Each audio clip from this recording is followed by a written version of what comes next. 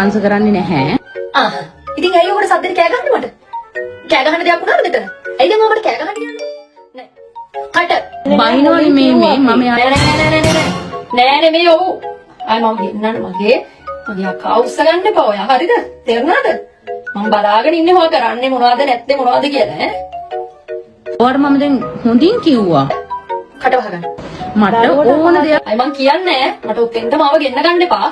කරුණාකරලා වීඩියෝ එක අයින් කරගන්න. මම ඔයාලට හොඳින් කිව්වනේ හරියන්නේ. පනිෂ්මන්ට් එක දෙන්න ඕනේ. කියන දේ අහන්නේ නැහනේ. ඔයා කියන දේ අහන්නේ නැතිනම් පනිෂ්මන්ට් එක. ඔව් මට ඕන දෙයක් කියන්න මට කිසි ප්‍රශ්නයක් නැහැ.